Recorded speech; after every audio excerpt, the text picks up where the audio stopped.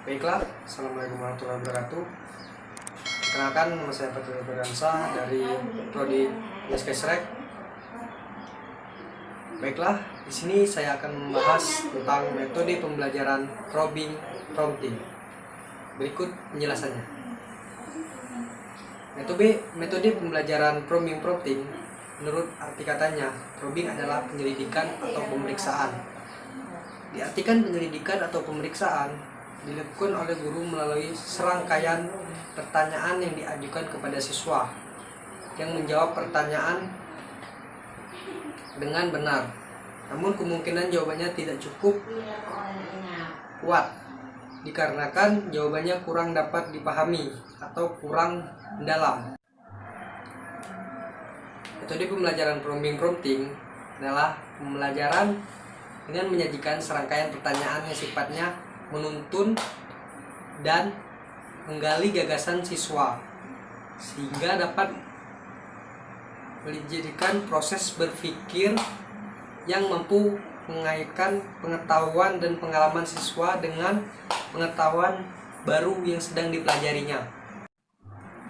Jadi dapat dipahami bahwa metode pembelajaran probing prompting adalah serangkaian pertanyaan yang diberikan oleh guru pada siswa untuk pengetahuan, untuk menuntun dan menggali proses berpikir siswa dengan mengaitkan pengetahuan dan pengalaman yang dipelajari siswa agar mendapatkan jawaban yang benar.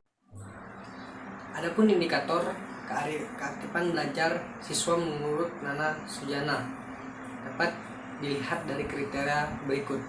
1. Turut serta dalam melaksanakan tugas belajarnya. 2. Terlibat dalam pemecahan masalah. 3.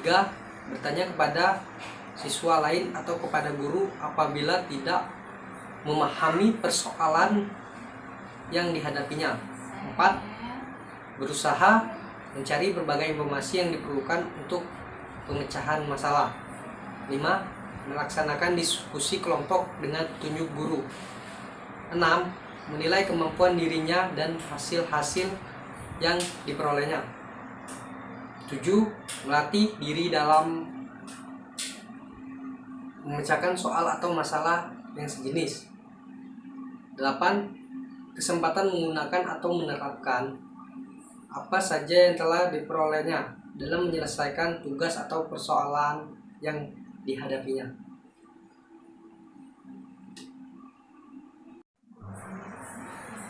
Kelebihan pembelajaran probing prompting yaitu 1. Mendorong siswa berpikir aktif. 2. Memberi kesempatan pada siswa untuk menanyakan hal-hal yang kurang jelas sehingga guru dapat menjelaskannya kembali. 3. Perbedaan pendapat antara siswa dapat dikompromikan atau diarahkan ke suatu diskusi. 4. Pertanyaan dapat menarik atau memusatkan perhatian siswa sekalipun kita itu siswa sedang ribut yang mengantuk kembali tegar dan hilang ngantuknya. 5. Mengembangkan keberanian atau keterampilan siswa dalam menjawab atau mengemukakan pendapat.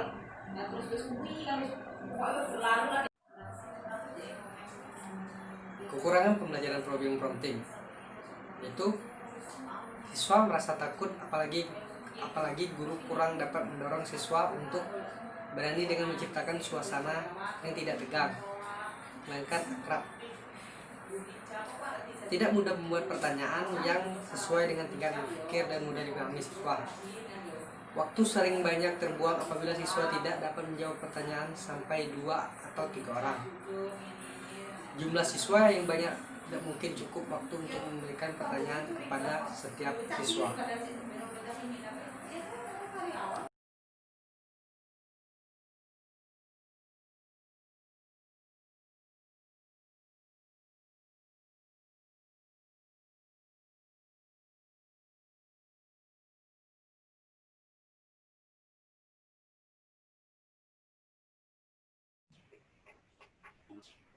Oke, assalamualaikum warahmatullahi wabarakatuh. Waalaikumsalam warahmatullahi wabarakatuh. Alhamdulillahirrahmanirrahim. Akhirnya kita dapat berkumpul lagi di pembelajaran kita tentang jaringan komputer ya. Iya, Pak. Iya, Pak. Bagaimana kabarnya semuanya? Baik-baik aja kan? Alhamdulillah. Alhamdulillah, baik. Alhamdulillahirrahmanirrahim.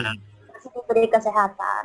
Gimana pandemi ini di rumah aja? Pada bosan nggak? Lumayan. Lumayan. Oke, baiklah sebelum mulai pembelajaran hari ini, kita mulai dengan basmalah bersama-sama. Bismillahirrahmanirrahim. Bismillahirrahmanirrahim. Oke, kemarin kan Bapak udah minta kalian untuk baca materinya dulu ya tentang topologi jaringan sama jaringan komputer. Nah, Iya. ini nanti kalau Bapak kasih pertanyaan, siapa yang bisa jawab ntar dapat nilai lebih ya. Iya, Pak. Oke, kita lanjut. Sebelumnya silahkan dipersiapkan dulu catatannya.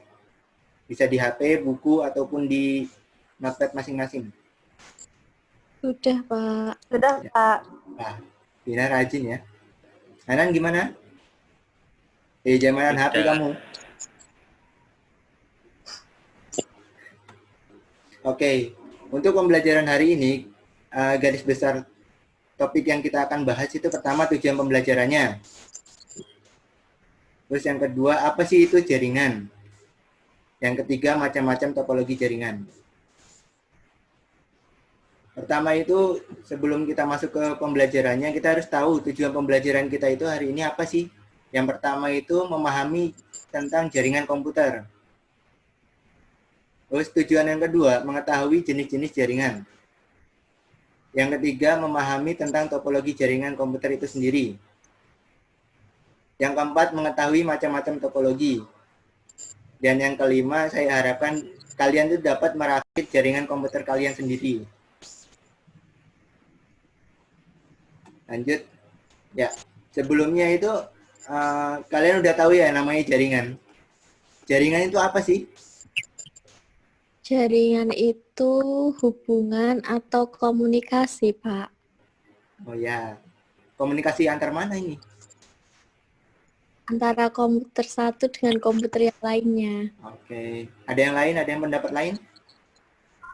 Saya Pak, kalau menurut Apa, saya Nan? jaringan itu dua atau lebih perangkat atau alat komunikasi yang saling terhubung. Ya, benar. Ya, berarti jaringan komputer adalah dua atau lebih komputer yang terhubung satu sama lain dan digunakan untuk saling berbagi data. Jaringan komputer sendiri itu dibangun dengan kombinasi hardware dan software. Ya, secara ringannya atau sederhananya, jaringan komputer itu bisa terwujud apabila satu komputer dengan komputer lain itu saling menghubung. Kalau tidak terhubung berarti namanya bukan jaringan. Sampai sini mengerti? Sampai sini mengerti?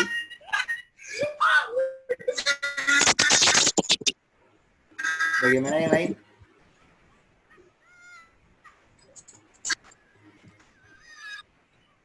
Oke, lanjut ke jenis-jenis jaringan. Sebelumnya kalian tuh tahu apa aja sih? Kan di sini ada nih. Coba sebutin jaringan-jaringannya apa aja. Saya, Pak. Siapa itu yang ngomong? Oh, Alip. Monggo, Alip.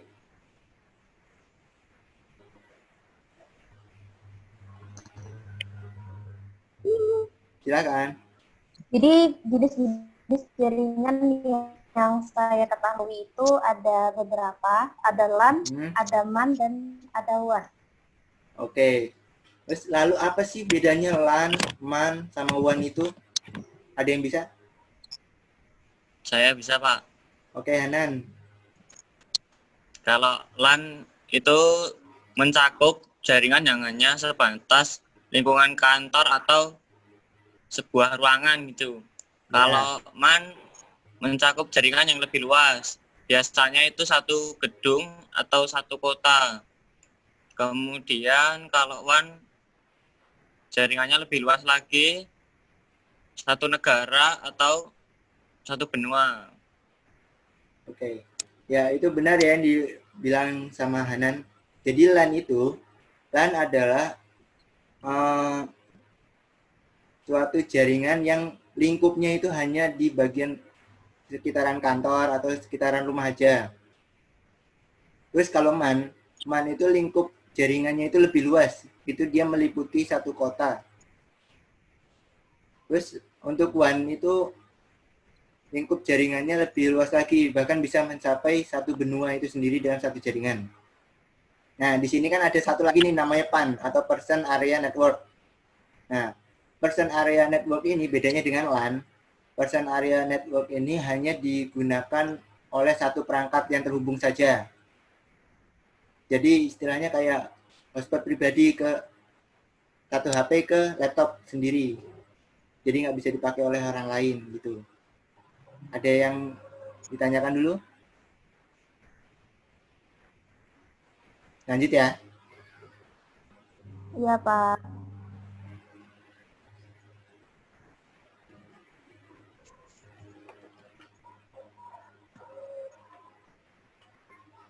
Oke. Ya. Selanjutnya itu dalam jaringan itu ada topologi. Apa sih topologi itu? Topologi jaringan adalah suatu cara untuk membuat sejumlah komputer saling berhubungan satu sama lain, baik menggunakan kabel atau yang nirkabel. Biasanya tujuan topologi jaringan adalah demi kemudahan pertukaran informasi. Jadi kalian tuh pernah lihat kan di belakang komputer itu ada kabel yang saling menghubung satu sama lain. Nah, itu yang namanya kabel untuk topologi jaringan. Nah, di topologi jaringan ini ada beberapa macam. Coba ada yang bisa sebutin nggak beberapa macamnya itu?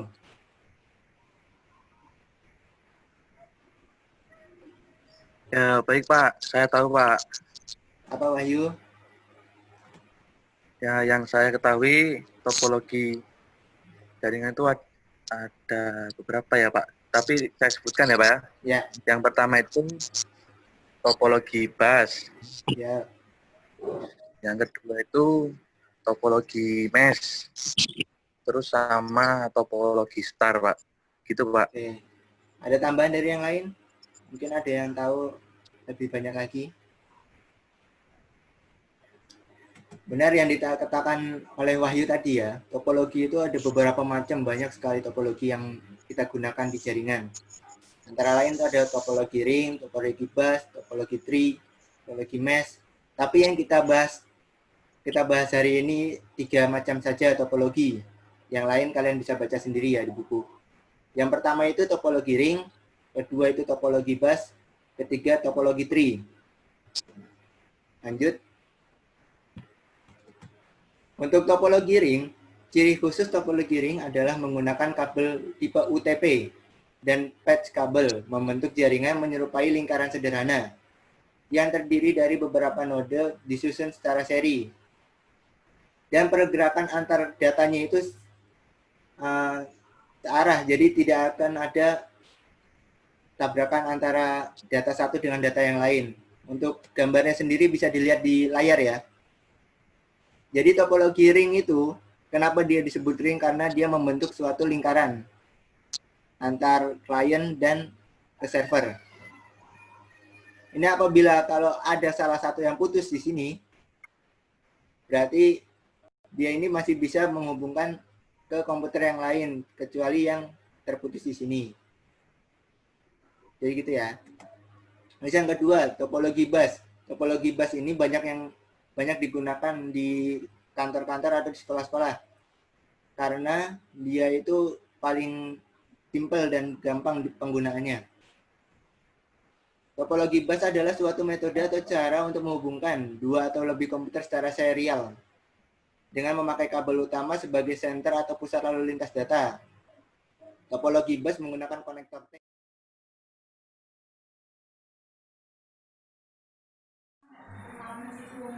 Baiklah, itulah tadi penyampaian materi dari saya. Semoga bermanfaat bagi teman-teman sekalian. Untuk akhir kata, saya ucapkan terima kasih. Assalamualaikum warahmatullahi wabarakatuh.